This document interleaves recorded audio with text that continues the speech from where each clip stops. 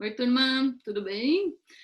Quanto conteúdo a gente já teve até aqui, né? E hoje eu vou visibilizar a voz de uma mulher trans que trabalha com o manifesto da transexualidade. Deixa eu compartilhar aqui com vocês.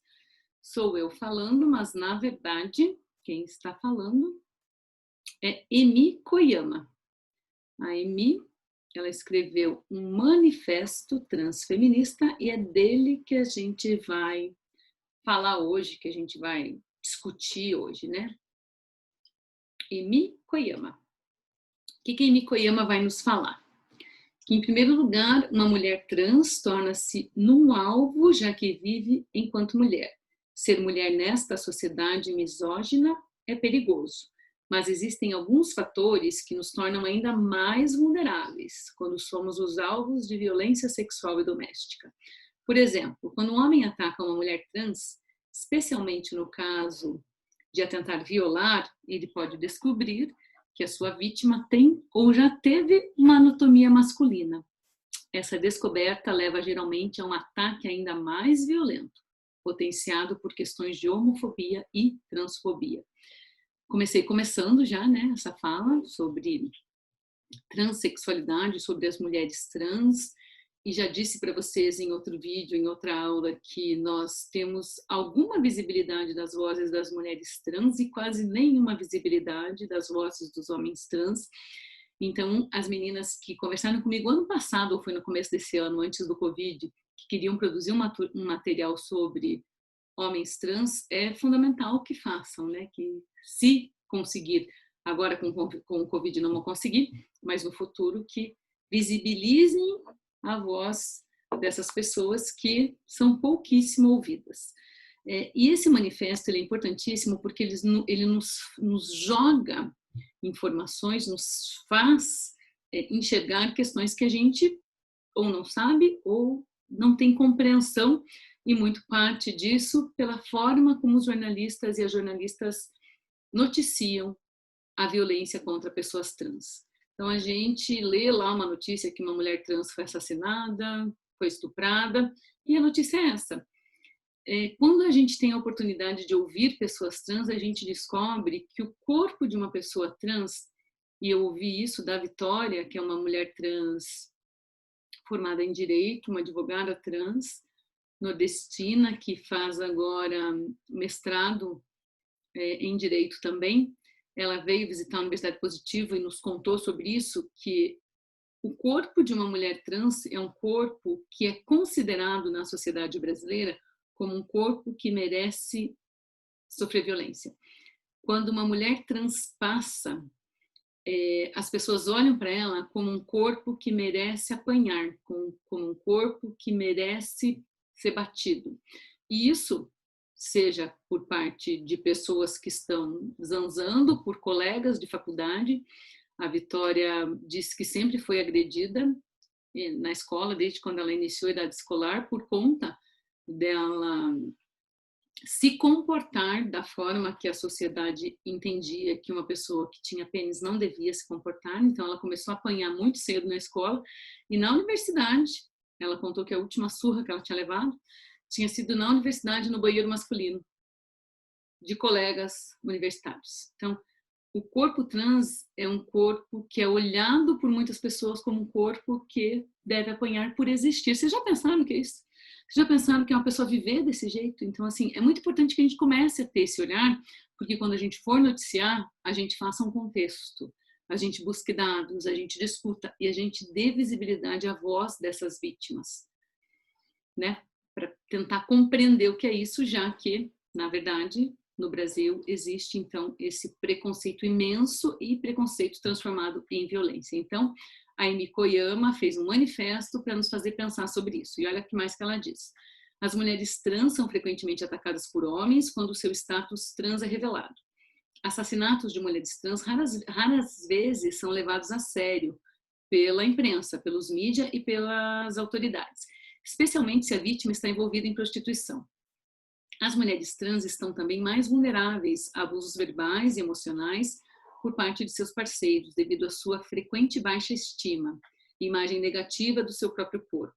É fácil para um abusador fazer com que se sinta feia, envergonhada, inútil e louca, já que estas são as mesmas mensagens que a maioria da sociedade lhe enviou durante muitos anos. Então, ela diz aqui que como a mulher trans ela é considerada como alguém marginal na sociedade durante a vida inteira, é muito fácil de ser abusada e continuar sendo abusada. E sendo abusada, seja por familiares, seja pelos companheiros, ou seja por pessoas que as fazem trabalhar, né? E qual é o tipo de emprego que tem para a mulher trans? Essa é outra pergunta que o fórum que discute a presença de mulheres trans no mercado de trabalho. Existe um fórum nacional de pessoas trans, de mulheres trans, que é presidido pela Sabrina, uma mulher trans aqui de Curitiba. Vai dizer que a gente está no momento de visibilizar as mulheres trans, a gente está no momento de ouvi-las, mas quem dá emprego para elas? Vocês aí, pensem rapidamente. Vocês conhecem alguma mulher trans que trabalha? Onde? Onde ela trabalha? Pensem, só pensem rapidamente.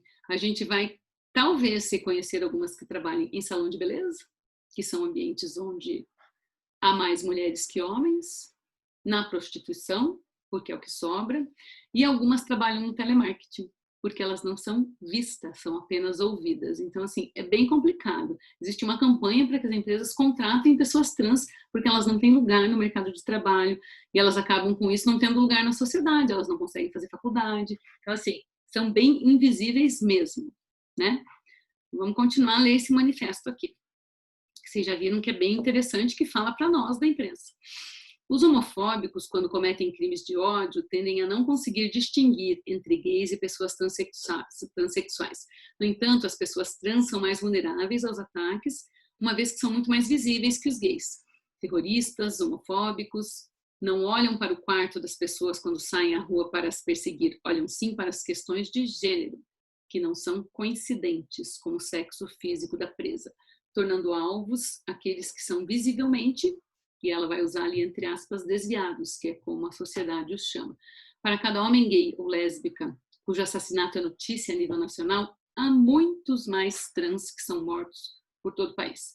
Apesar de existirem mais gays e lésbicas assumidos do que as pessoas trans nessa condição. Então, assim, o número de pessoas trans na sociedade é muito menor que o número de pessoas gays, que homens gays e que mulheres lésbicas, e ainda assim o número de assassinato de trans é muito maior porque as pessoas as olham como um corpo que não deveria existir, não deveria ter o direito de existir.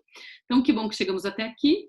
Agora vamos tentar criar um texto da sua autoria que apresente como constrói sua própria opinião sobre a questão transgênero. Então, como você constrói sua própria opinião sobre a questão transgênero. Um texto para a gente discutir na aula que vem. Pense em tudo que vimos em nossas aulas e devolva para a turma suas considerações a partir de suas referências também. Pensem que a gente tem trazido várias questões relacionadas a gênero e que a gente vai sempre acrescentando, né, novas possibilidades. Eu vou deixar esse manifesto inteiro disponível para que vocês leiam, mas pensem em como construir o que vocês entendem como essa questão transgênero. Atividade para o nosso debate. As questões a ser respondidas. Como a sociedade se relaciona com as mulheres transgênero? Como o jornalismo trata as mulheres transgênero? E os homens transgênero? Onde estão na sociedade e no jornalismo? Vocês podem responder a todas ou responder a uma pergunta, podem trazer exemplos para responder, fiquem à vontade. E aí eu coloco aqui duas reportagens para que vocês assistam. Primeira é essa, que é do final de setembro de 2020, homofobia e transfobia, pais acusam o Colégio do Rio de Janeiro de discriminar alunos. O G1, então, vai trazer essa notícia. Duas famílias acusam o Colégio do Rio de preconceito. Com um dos alunos, os professores se recusavam a chamá-lo pelo nome social. Com o outro, um documento enviado ao Conselho Tutelar chamava o discente de afeminado. O nome social é um direito das pessoas que não se encaixam no nome que foi dado pelo pai e pela mãe quando a criança nasceu. O pai e a mãe, a criança nasceu, olharam e disseram, é um menino, então vou chamar de menino. É uma menina, então vou chamar de menina, né? Tem pênis, vou chamar de menino, tem vagina, vou chamar de menina. É muito interessante entender que não existe exatamente uma transição sexual. Quando a gente fala com pessoas que passaram pelo processo, né, com homens trans e mulheres trans, Não existe assim, a partir de hoje eu sou mulher, a partir de hoje eu sou homem. Sempre foram, né? Tá? Faz parte daquele ser. Mas uma forma de conseguir conquistar o direito de ser chamado pelo gênero que a pessoa se vê, sente que tem, performa, vive, que está no coração, por meio do nome social, que é um direito recente, mas é um direito, na maioria dos países. E aí, se a pessoa tem esse direito por lei, chega na escola e a escola decide que não vai chamar pelo nome social. Então, assistam essa reportagem e vejam como é que essa questão foi tratada. Eu acho que é importante e vejam se tem alguma novidade nesse caso também. Então, uma pessoa era um menino trans, não o chamavam pelo nome, e o outro menino, num documento enviado ao Conselho Tutelar, dizendo que o menino era afeminado, tá? E qual é o problema, né? Então, é essa questão que eu acho que vale a pena a gente discutir aqui. Homofobia e transfobia, será que foi isso? E uma reportagem que teve muito debate no começo do ano, ó, 1º de março de 2020, que vale a pena assistir. Mulheres trans são tema de matéria do Fantástico. O médico Drauzio Varela foi o condutor dessa reportagem, uma reportagem lindíssima que foi exibida no domingo, na segunda-feira só se falava disso, mas que houve uma série de discussões depois disso e que eu quero que vocês acompanhem para entender. Eu deixo aqui também a referência do Transgrupo Marcela Prado, que é aqui de Curitiba, que tem um trabalho muito legal, e da Renata Borges, que é uma mulher trans que está o tempo inteiro discutindo a questão da violência, denunciando e pedindo parem de nos matar. Textos relacionados à Biblioteca Feminista, tem vários textos aqui sobre teoria queer e discussões transgênero, ok? Então, galera, é isso. Tem bastante trabalho na aula de hoje. Espero que vocês gostem das leituras que eu propus e também das reportagens. Essa aula de hoje é importante para a gente saber como cobrir, para a gente saber como se referir, para a gente entender o que é importante. Tenho certeza que a maioria de vocês ainda não tinha percebido essa sensação e essa realidade de uma pessoa trans, que é andar na rua e pensar, eu sou saco de pancada, porque todo mundo quer me bater, simplesmente porque eu sou uma pessoa trans. Então, pensem sobre isso e a gente conversa na próxima aula. Um beijo!